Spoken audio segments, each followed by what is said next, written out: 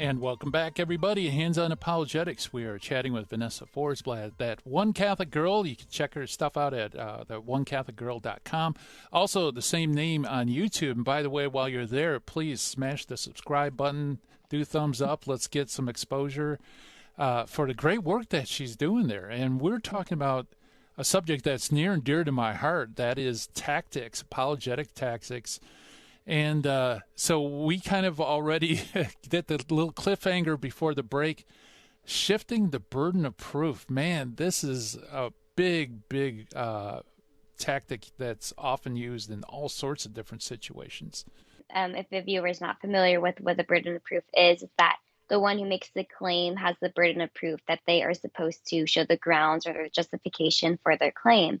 And so sometimes when we get into conversations, and it doesn't always have to be apologetics conversations, because I see this in my day-to-day life, especially when I'm arguing with someone else.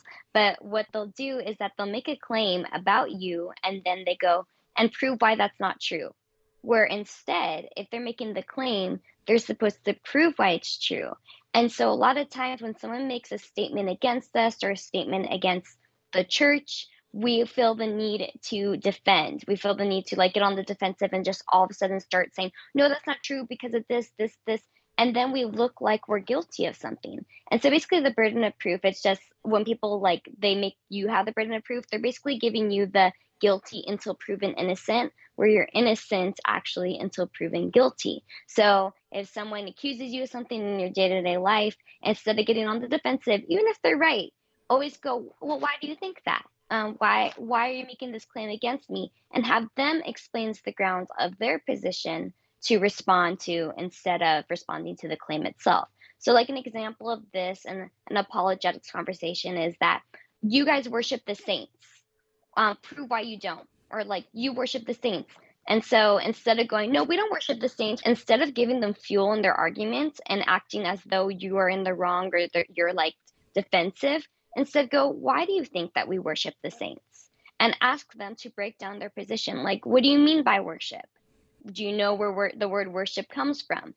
Having them break down their position, having them break down their claim, they will see that a lot of times there's no actual grounds or water to their claim. So if they say, you guys worship the saints, ask them questions, why do you think that?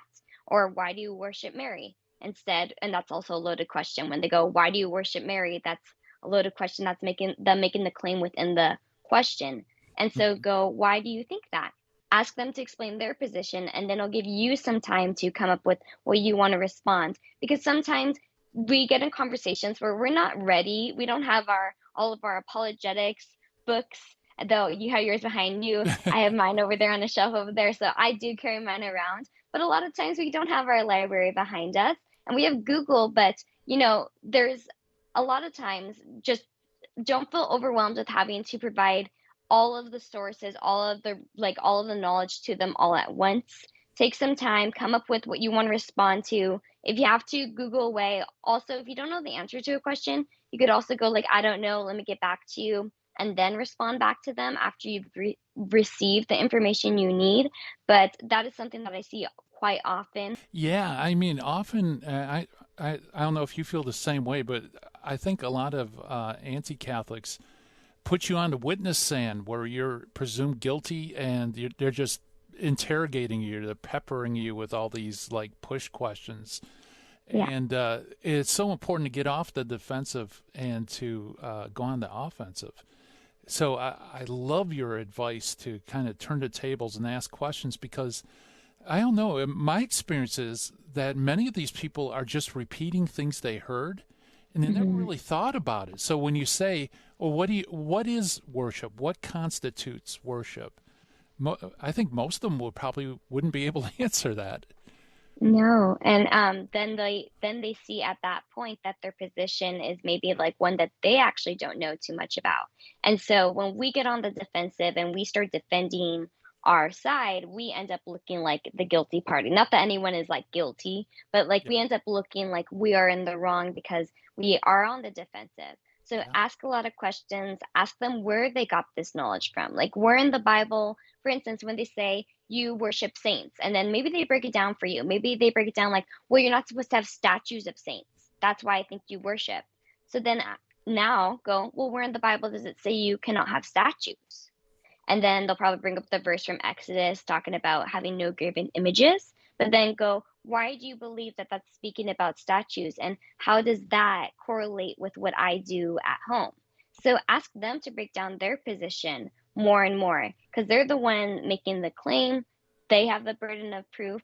And hopefully, they will see how they don't actually have much knowledge about their position. And hopefully, this encourages them to take a step back, go home and actually research why they believe what they believe instead of, like you mentioned, repeating what other people are saying. And we have to give them the benefit of the doubt because a lot of the times when they're learning their positions or their claims, they're hearing it from people that they think are reputable. Like they hear it from their pastors, they hear it from their parents, from their teachers. Like, why would they lie to them? Why would they Right. lead them in the wrong direction? And so that's why we should always do our arguments with charity and tell them, like, come at them with love and provide some guidance to them. Like, I'm really sorry that you have this misunderstanding about my faith, but let us take some time to actually break down what I believe and what you believe instead of seeming like enemies. Because right now in the world today, we see Christians against Christians, and then it's Christians against the world.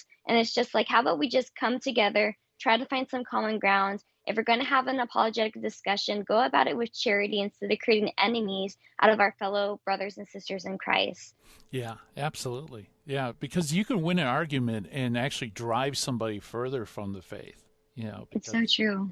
they might think, I don't care what that person says, I don't like them, and, they'll never convince me. So you actually become an obstacle. So I did mention this in the beginning. I'm a cradle Catholic. So I was baptized, I don't know when, but I was baptized when I was a baby. And Mhm. then I went through all of the sacraments that I needed to do. I got confirmed.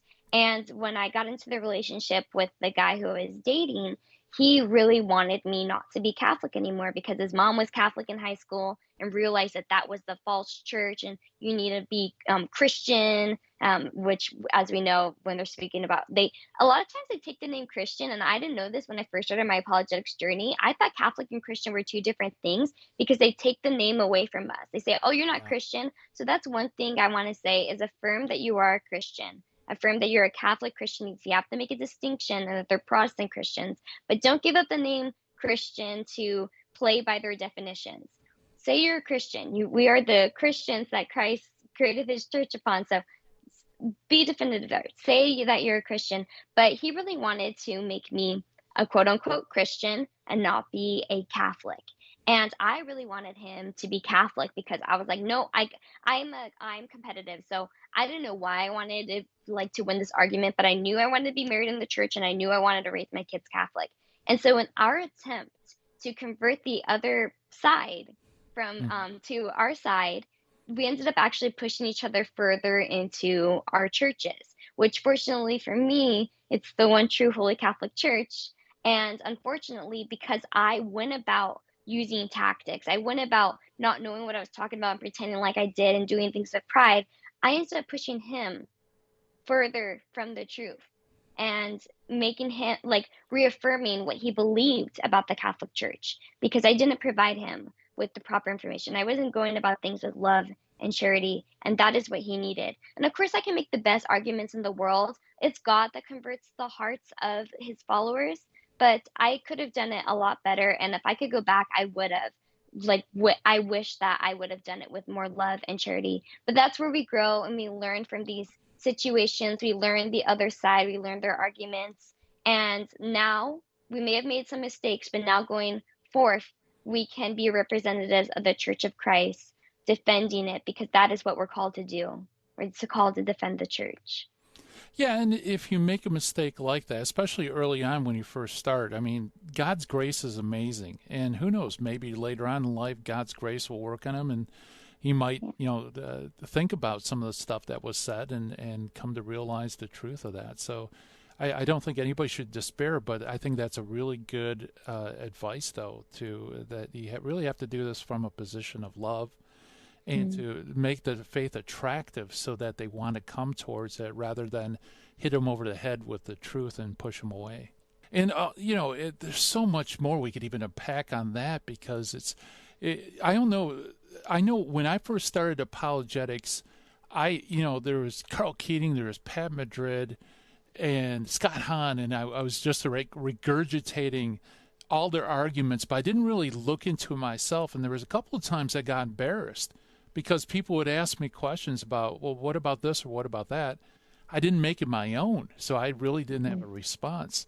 So, just coming out of our discussion from last break, that's one thing I think we need to do is not just repeat arguments, but make it our own, investigate it for ourselves until we feel confident that this is a good argument. I can stand behind it.